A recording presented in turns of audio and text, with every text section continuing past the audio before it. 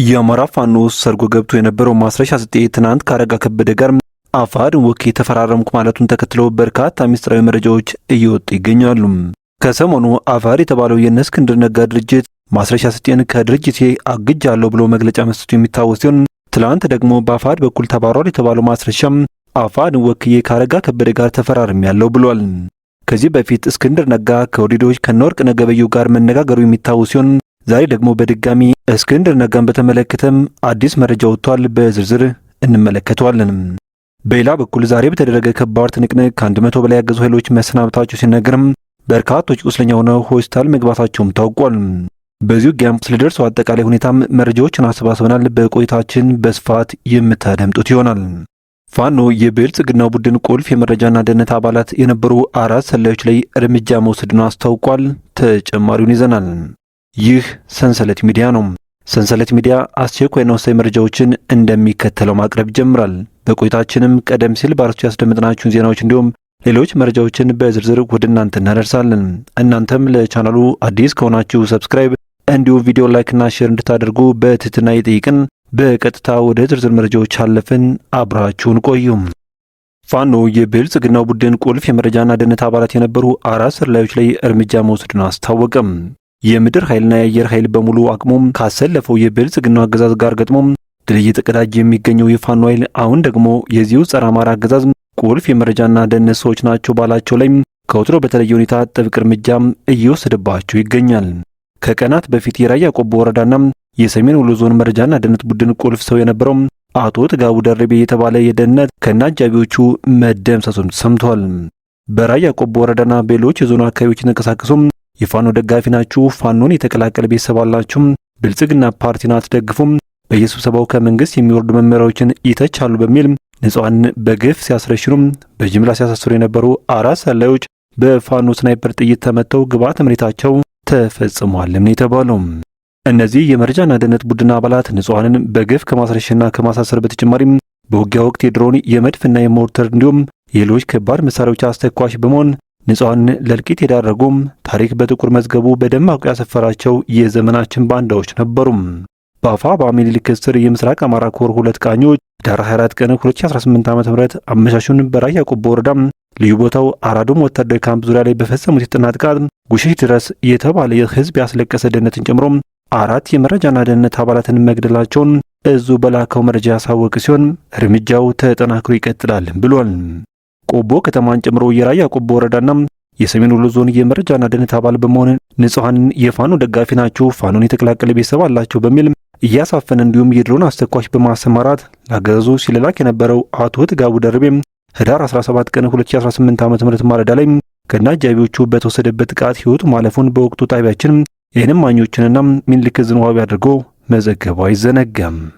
ይህ በእንዲህ እንዳለም ልማደኛው ደጃዝማች 4ኛ ኮር በመተማ ወረዳ ሽመልጋራ ቀበሌ ህዳር 25 ቀን 2018 ዓ.ም ከቀኑ 9 ሰዓት ጀምሮ ሆርጃምስ ክሬቸሩና ቁጥር 1 መውጫ አዲስ ዓለም አካባቢ በሶክታ አቅጣጫ የመጡ ያገዙ ኃይል ላይ ጠንካራ ጥቃት በመክፈት ከፍተኛ ሰብአዊና ቁሳዊ ጉዳት ማድረሱም ታውቋል። ከ6 ክፍለ ጦር የተውጣጣ የበላይ እዝ 4ኛ ኮር ሰራዊት በወሰደው የተሳካ ማጥቃት ከ100 በላይ ሲደመሰስ ከ55 በላይ ሙስ ደግሞ ቁስለኛ ሆነዋልም የተባለው። በተጨማሪም ሲያጓጉዙበት የነበረው ተሽከርካሪም በተሰነዘረበት ጥቃት ከጥቅም ውጭ መደረጉም ተረጋግጧል። በላይ እዝ በጀመረው ጥልቅ የማጥራትና የማረም ስራ ተሞርዶ ስሉ የሆነ የሚገኘው የደጃዝማች ኮር ይህን ውጤታማ የድምሰሳ ውጊያ ግዳጅ ሲፈጽም ያለምንም መስዋዕትነት መሆኑንም የዙ ህዝብ ግንኙነት አስታውቋል።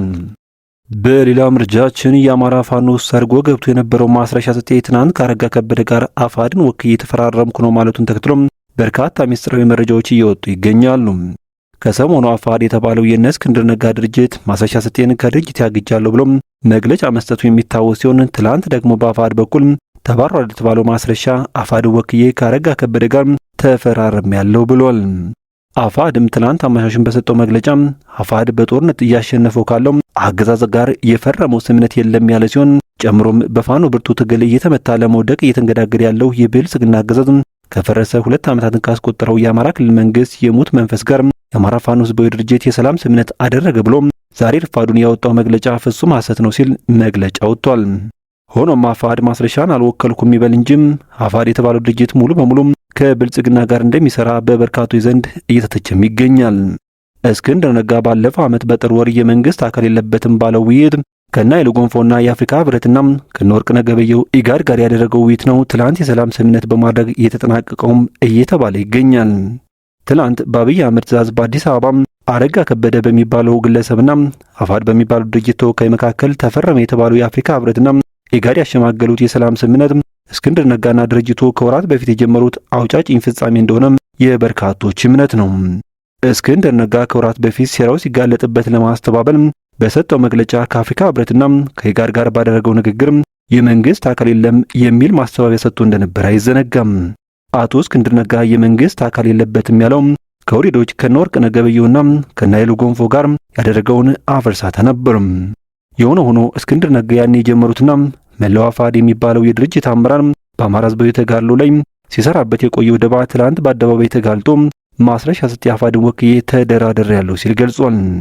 ዛሬ በምላስና ጆሮ የሚያወራው መንጋም ከጣራው በላይ ላንቃው እስኪነቃ የሚጮህና የሚያወናብደው ማስረሻ ሰጤ የሚባለው ኖረኛ ግለሰብ ብቻ የጦስ ዶሮ በማድረግ እስክንድር ነጋ፣ ፈንታው ሟቢና ጌታ አስራደ ወዘተ የመሳሰሉ ወስላቶችን ንጹህ ለማድረግ እንደሆነም ተረጋግጧል። ይሁን እንጂ አፋድ ውስጥ ያለው ኃይል ማስረሻን ወክሎም ላለመስማማቱ አስተማማኝ ነገር እስካሁን አልተገኘም። ይህን ተከትሎም አፋድ ሙሉ በሙሉ ከብልጽግናው ጋር ይሰራል፣ ማስረሻ ሰጤንም ወክሎ ነው የላከው የሚሉ ድምጾችም እየሰሙ ነው።